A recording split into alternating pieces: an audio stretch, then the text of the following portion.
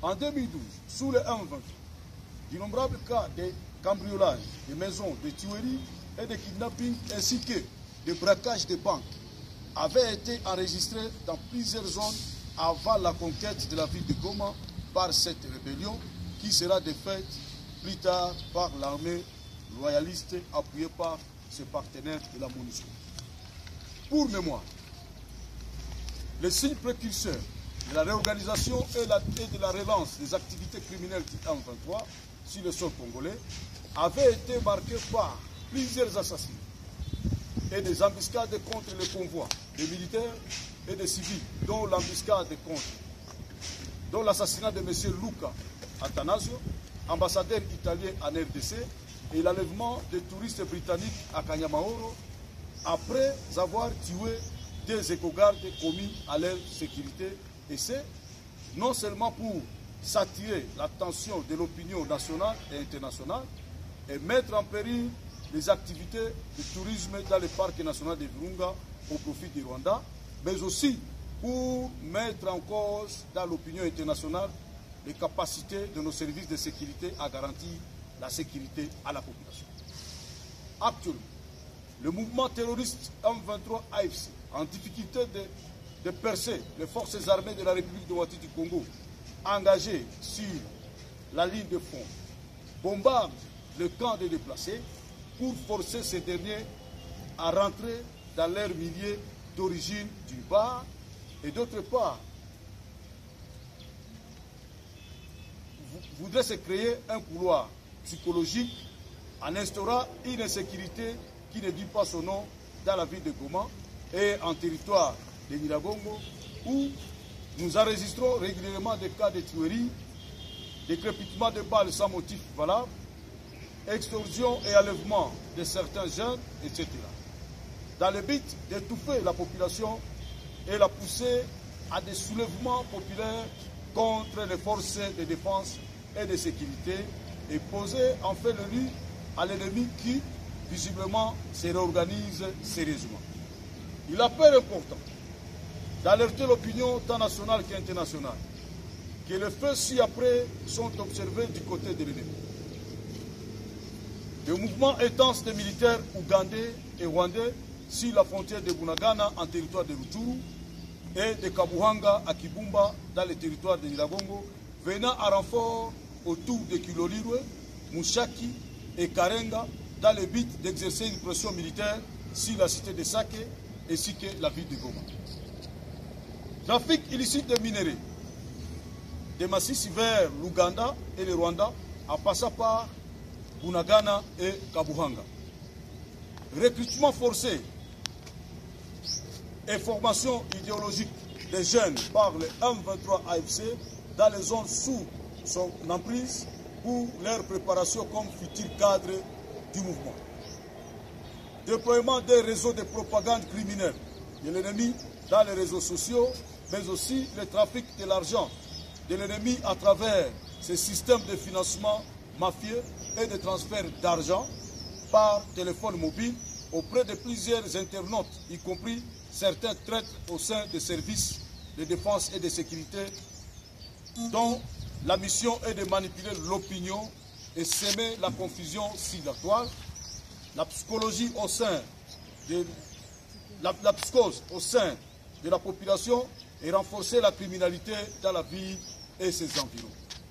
Toutefois, nous dénonçons les comportements nuisibles de certains éléments égarés des FARDC, de la police et des combattants VDP au service de l'ennemi qui excellent dans la criminalité, dans le vol et l'érection de barrières illégales, dans l'objectif de tracasser la population par des arrestations arbitraires suivies des amendes exorbitantes avant toute libération. Nous dénonçons également le comportement de certains éléments de la police de circulation routière qui sont perceptibles partout à cause de la prolifération des carrefours et ça donne à des tracasseries financières contre les usagers de la route qui proviennent de la zone ennemie au lieu de veiller au contrôle ou la sécurité de l'entité. Néanmoins, Nous encourageons les services de sécurité et les autorités judiciaires pour les efforts fournis dans le démantèlement des réseaux criminels et des personnes chargées du recrutement des éléments du 1-23 dans la ville de Goma et ses environs, même dans les camps de déplacés. Saluons grandement l'arrestation suivie de la condamnation du militaire de la garde républicaine ayant récemment tiré à bout portant sur des gens au niveau du quartier Majengo, l'arrestation du Mouzalendo qui avait ôté la vie au chauffeur du CICR au niveau de Moutinga, mais aussi l'arrestation d'une femme se faisant passer pour défenseur des droits humains, mais en réalité était au service de l'ennemi en trafiquant des enfants en échange d'importantes sommes d'argent.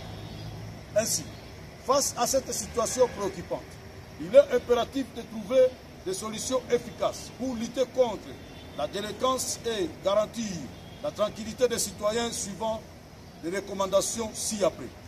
Aux autorités compétentes, tout confondu, démilitariser la ville de Goma en envoyant tous les militaires sur les lignes de front, déployer bataillons de PEM dans la ville et à toutes les entrées de la ville pour empêcher toute entrée des armes dans la ville.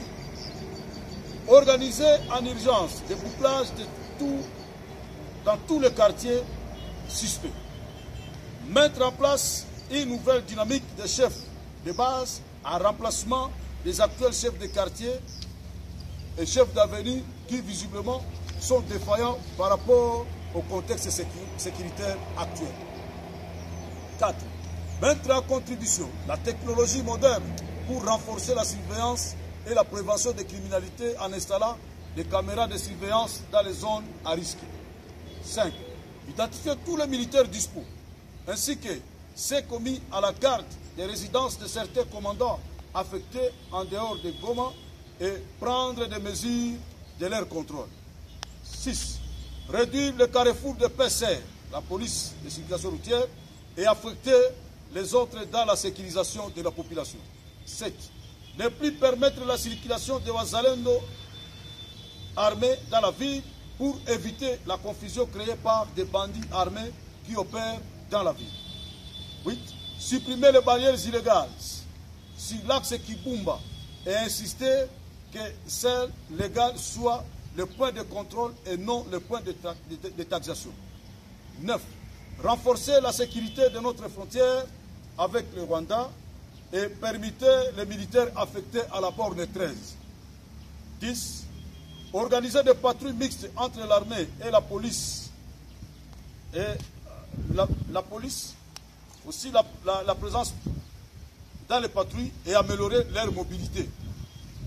Aux FARDC, engager les affrontements le plus urgemment possible pour éloigner l'ennemi et le poursuivre jusqu'à le défaire totalement.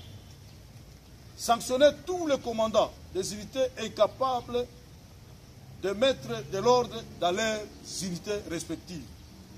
À la population de rester sereine et vigilante, dénoncer tous les mouvements suspects et ne pas tomber dans les pièges de l'ennemi qui ne jure que créer le chaos afin de l'opposer à ses autorités.